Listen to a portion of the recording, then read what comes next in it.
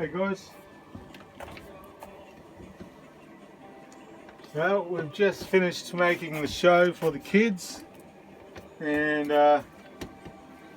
yeah, thought we might have a quick chat.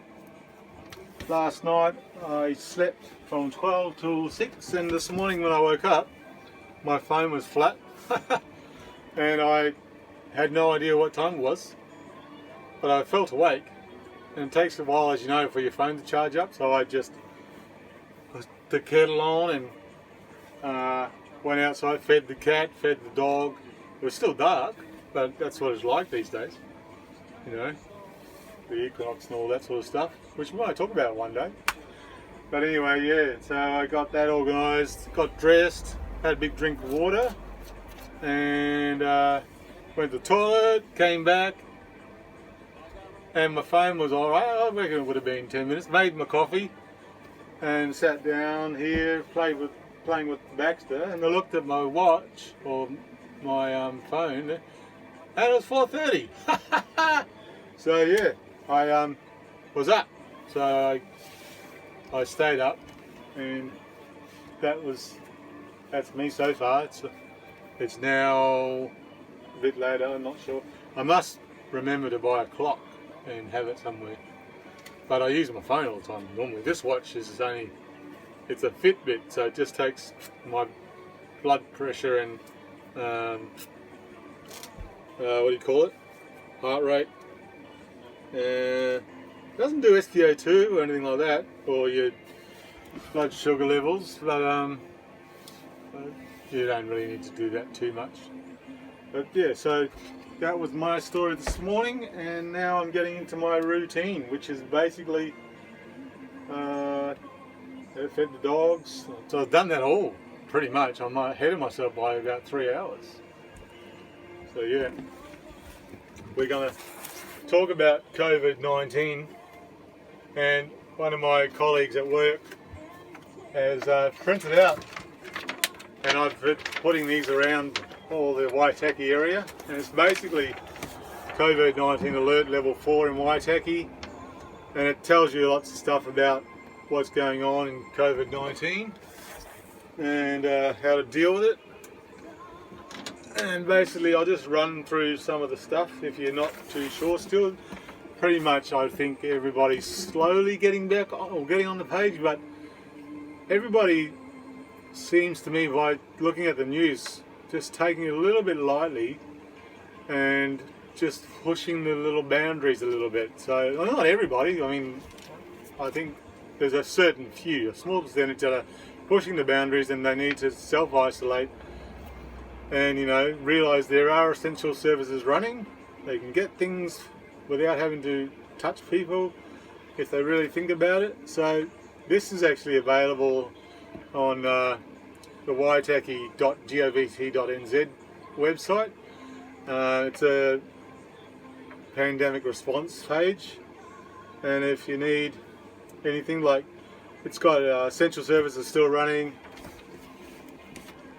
supermarkets, doctors, pharmacies, service stations, and access to essential services like banking, power, communications, postal services are all you know, running.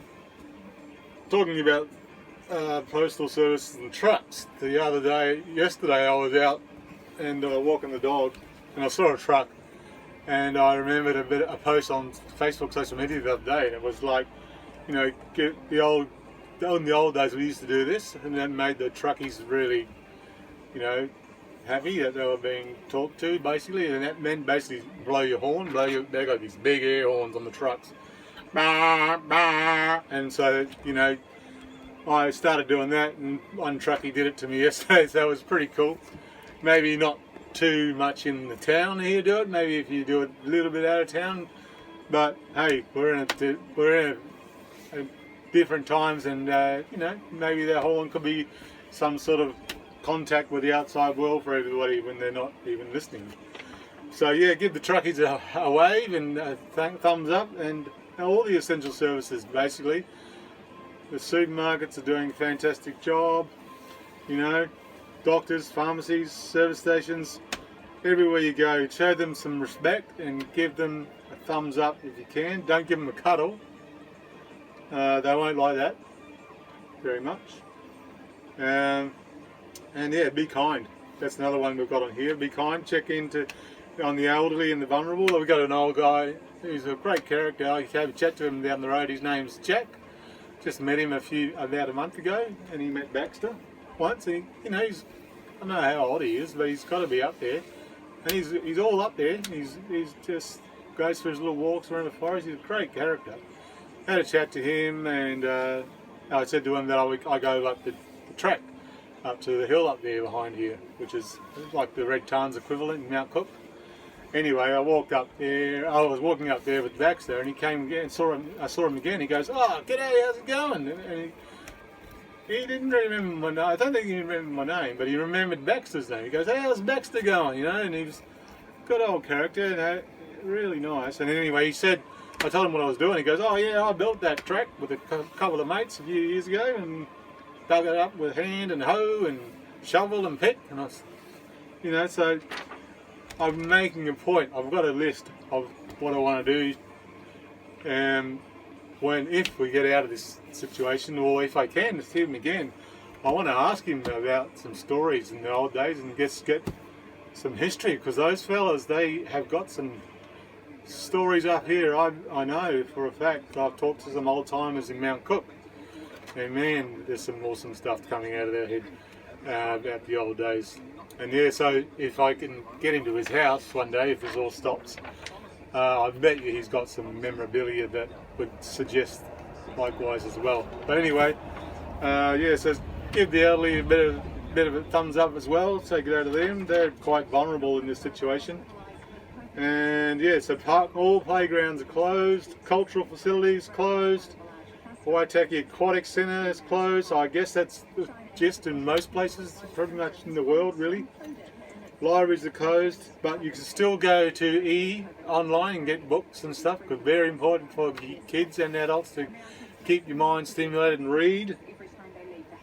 And camping grounds, guys, camping grounds are pretty much closed, and even though you might be self-contained, you're still going to have to restock every couple of days. That grey water is not a big tank, and some might have a big tank and some don't, but it might last 3 days max minimum, which it should do if it's certified.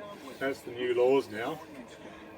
So I am all for freedom camping if it's in a situation where it can be controlled and locked down safely, and just use your head, I suppose, because apparently there's reports of tourists driving around still just having a holiday. I can't believe it. I saw some people anyway, I won't go on about it. So yeah, that's all that stuff on there. So yeah, so go and have a look at it. I've put them up everywhere around the Waitaki, and so has my colleague Lisa Scott. Well done on this, by the way. This is awesome. And Waitaki District Council is doing a great job, and all the services. And I dare say everybody in New Zealand is trying to do their best. It is uncharted territory, so let's do it, guys. Stay safe.